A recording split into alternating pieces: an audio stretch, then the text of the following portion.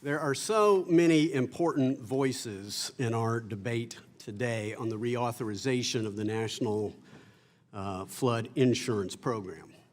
Certainly the homeowners who have relied on this program, theirs is a very important voice because we go to their homes and we go to their household finances. Theirs is a very important voice. Home builders, they have an important voice. Insurance agents and companies, local communities, these are all important voices in this debate. But as far as I'm concerned, perhaps the single most important voice is the voice that remains underrepresented in the debate, and that is the voice of the American taxpayer. The American taxpayer who has been called upon in the past to bail out a program that is currently drowning in $26 billion of red ink and suffers $1.4 billion annual actuarial deficit. Maybe that's why I heard from Kathy in Garland, Texas, in my district, who wrote, quote, "It's just another reason the average person in this country is going under financially. Far too many programs are being funded by the average American, but very few receive any benefits from what they are funding."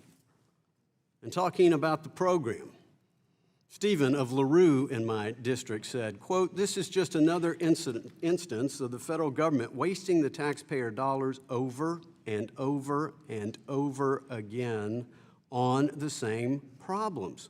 People that choose to live in flood-prone areas after receiving one payout benefit should be removed from the entirety of the program." Just two taxpayer comments. And so again, we know for a fact that the program is in debt. We know for a fact that the program is running an actual annual deficit. And so it begs the question, should there be a permanent taxpayer subsidy? I say no. It cannot be. Not when I'm sitting here looking at a national debt clock that continues to run out of control before us, which I continue to believe is a far underappreciated, clear and present danger to our republic. Part of those numbers spinning out of control represent the National Flood Insurance Program. I don't know if America would ever become a bankrupt society, but I know that the face of bankruptcy is an ugly one. In Detroit, when it became bankrupt, thousands of streetlights couldn't afford to be replaced. Ambulances did not run. Municipal retiree health care benefits were cut immediately. In Puerto Rico, hospitals had to lay off workers, ration medication, reduce services. An average of one doctor was leaving Puerto Rico.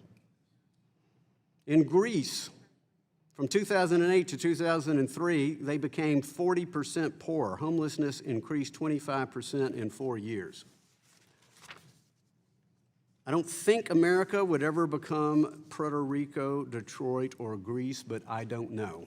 And it's not something in good conscience I can ignore. And so I believe we need a national flood insurance program that will make the program fiscally sustainable.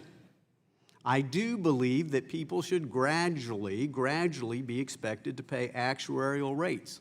They need predictability.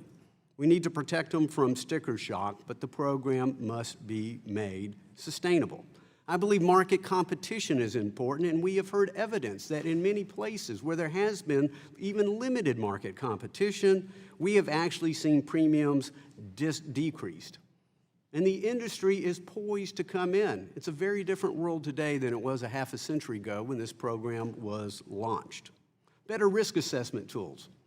Better financing mechanisms to spread the risk globally. And so this is a bill that perhaps it would take as long as 15 years to fully phase in some actuarial rates.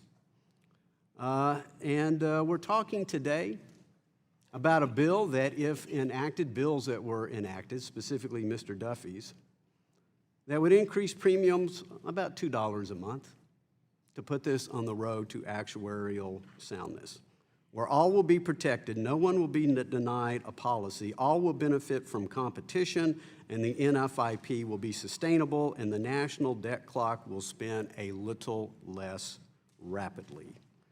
With other important reforms of mapping, mitigation, claims processing, protections, and reforms, I commend all of the authors of the legislation that we will be marking up today, and I look forward to the markup.